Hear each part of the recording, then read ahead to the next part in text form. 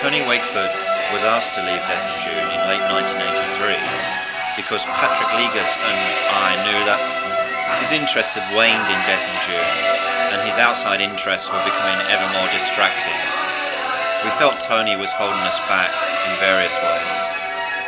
Patrick left in May 1985, shortly after the release of the album Nada and a short tour of Europe. This was a very intense period for both of us. This had brought certain doubts and commitments to the surface, and while Patrick had lost interest in the musical arena, my vision of the importance of Death in June, to myself, if nothing else, was at a peak. I didn't want people around me who weren't 110% committed, and Patrick wanted to get out, so a split was a natural consequence.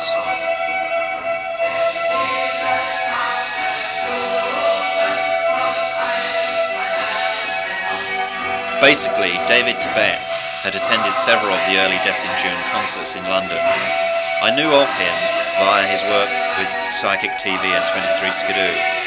Eventually we got round to talking to each other, and we got on very well. Anyway, the idea of working together arose, so out of that, The Torture Garden and She Said Destroy were written, so we knew we had begun something very fruitful. In turn, when I started working with Tibet's group Current 93, I began to meet these other people like John and Rose, and so realised that there were others involved in a similar field to me that I could also work with.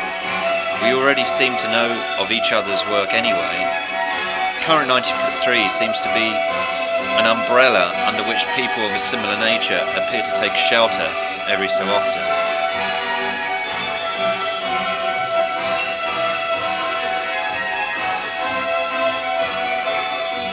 It was never the intention for Death in June to become just another gigging band.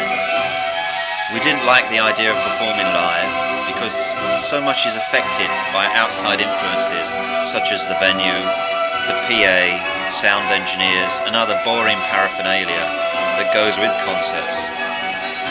Patrick Legas and myself did the last Death in June concerts as a two-piece.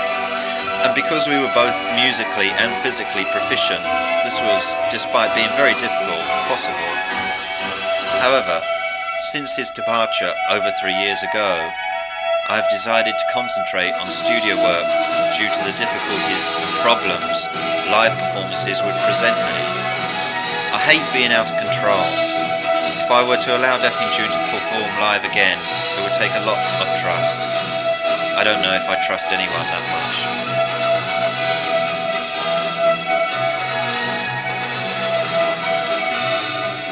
Both in the nursery and Claire Obscure contacted us, and I thought that perhaps they too, at that moment in time, shared a common attitude with us. It therefore made sense to work with such people. In the nursery supported us several times in what I thought were some of our more successful early performances.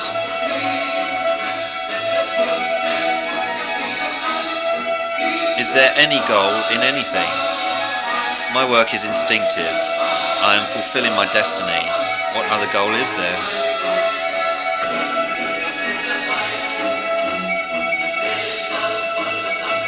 Once again, destiny, instinct, nature takes control. It is an exorcism of our past as well as our future. It is a sign of contempt, commitment, and of ultimate betrayal. Confusion and desolation are the rotten fruits of life.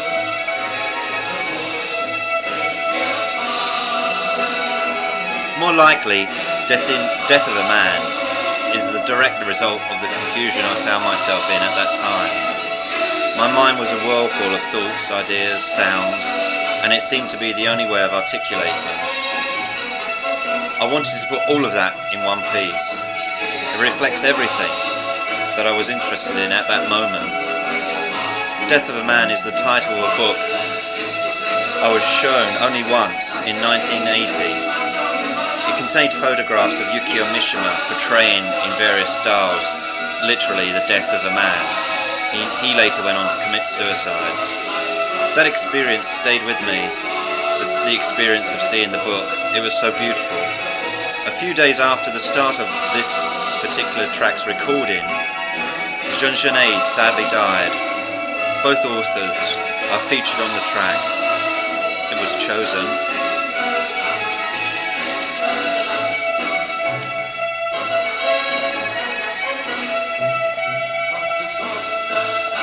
It's a frame of reference. It's an analogy. It's a symbol.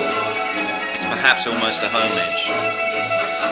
In my use of the rose, I pay respect to Eugénio and Yukio Mishima, and someone else who shall remain anonymous in glory.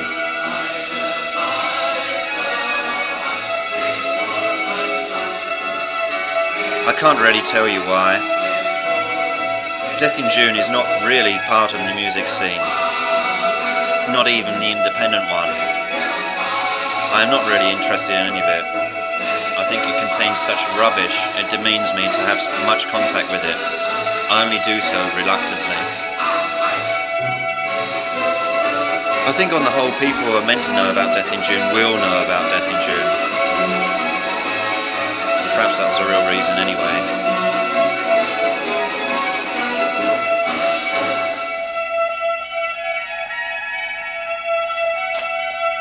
The future projects include The Wall of Sacrifice, which is a limited edition album and unfortunately overdue.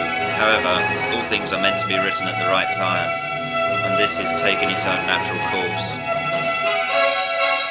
That will probably be limited to only 600 and will see the light of day in the autumn.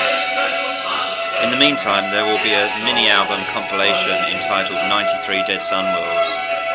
This will include several deleted and remixed tracks from the Nada era.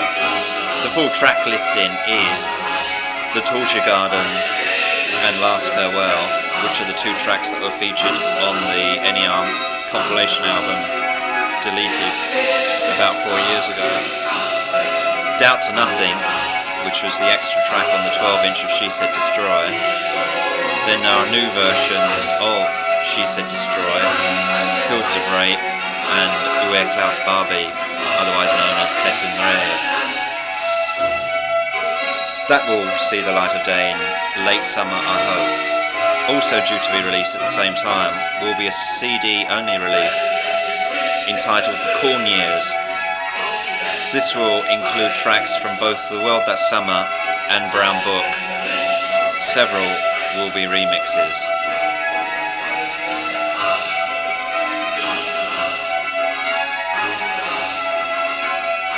Heiliger Tod, Heiliger Liebe, Heiliger Leben, Heiliger Nix.